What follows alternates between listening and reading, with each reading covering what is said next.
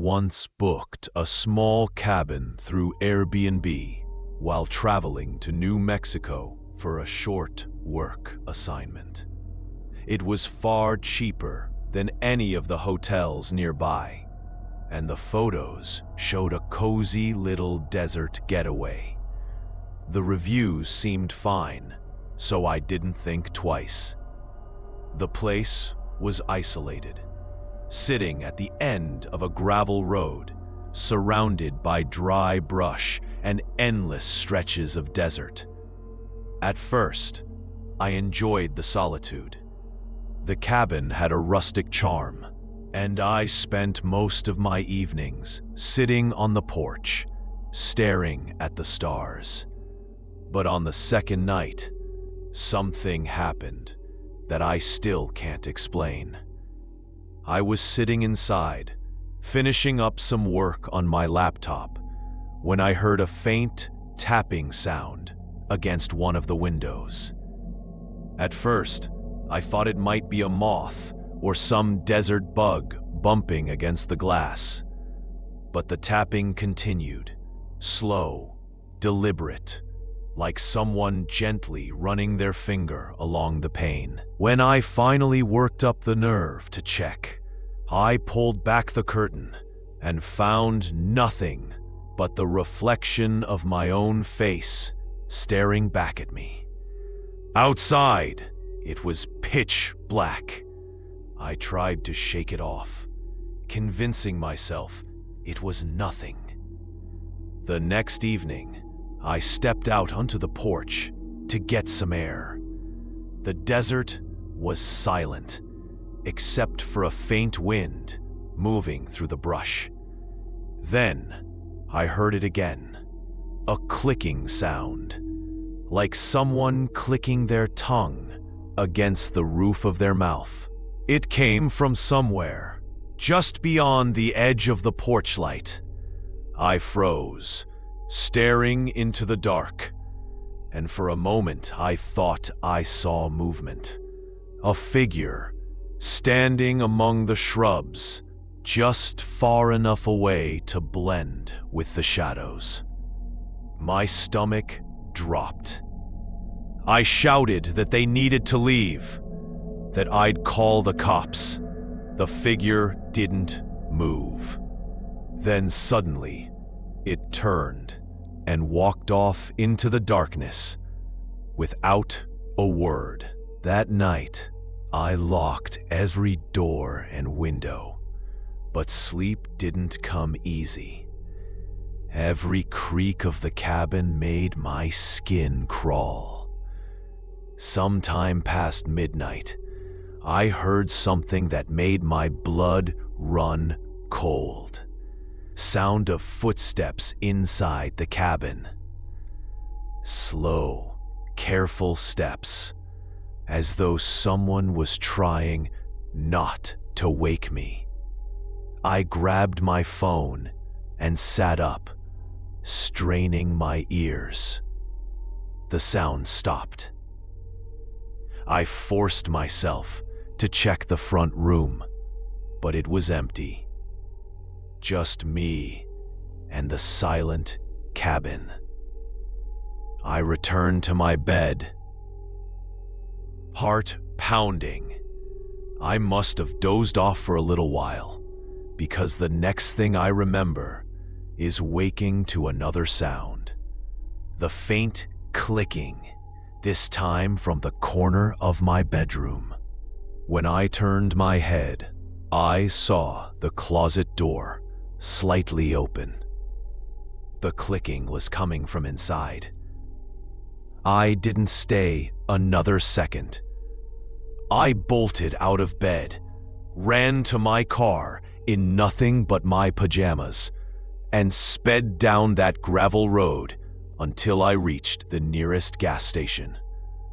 From there, I called the police. They searched the cabin, but found no one. No forced entry, no signs of a break-in. The host insisted that no one else had access to the property. To this day, I don't know who was inside that cabin with me, or how they got there. All I know is that I'll never stay in a remote Airbnb again. I was driving home late one night after finishing a double shift at the diner. It was close to 1 a.m., and I was taking my usual route, an old back road that cuts through farmland and forest. There are no streetlights out there, just a narrow 2-lane road and miles of nothing. The air was warm, the kind of sticky summer night where the sky feels heavy. I had the windows rolled down, music low, just trying to stay awake. That stretch of road had always felt peaceful until that night. I was passing a wide open field bordered by a thick tree line when I heard it. A woman's scream, loud, sharp, and desperate. It echoed off the trees like it came from just inside the woods. I hit the brakes so hard, my seatbelt locked up, and I just sat there, stunned. Then, I heard it again. Help me. It was faint, but definitely coming from the trees. Without thinking, I pulled onto the shoulder, grabbed the small flashlight I keep in my glove box, and got out. The woods were pitch black, but I could hear her, crying now, pleading for help. I called out, "Where are you?" And she responded, "Please, I'm hurt." I pushed through the brush, following the sound of her voice. My flashlight barely lit more than a few feet ahead. The ground was uneven, vines catching my legs, branches snapping underfoot. Every 10 seconds or so, she'd call out again. Same exact tone, same exact distance. That's when it hit me. No matter how far I walked, I wasn't getting any closer. I stopped and listened carefully. The crying sounded like a recording. Same volume, same rhythm, like it was on a loop. My heart dropped. Something wasn't right. I spun around, trying to trace my path back, but the woods felt different, wrong, like they'd shifted behind me. And then the voice stopped. Silence fell over everything, even the crickets. I slowly backed up, flashlight trembling in my hand. That's when I heard it. Footsteps, not mine, just a few paces behind me. I didn't turn around. I ran. Branches tore at my arms and face, but I didn't stop until I saw the faint glow of my car headlights through the trees. I dove back onto the road and locked myself inside. As I sped off, I looked in the rearview mirror, and for a split second, I swear I saw someone standing at the edge of the woods, watching.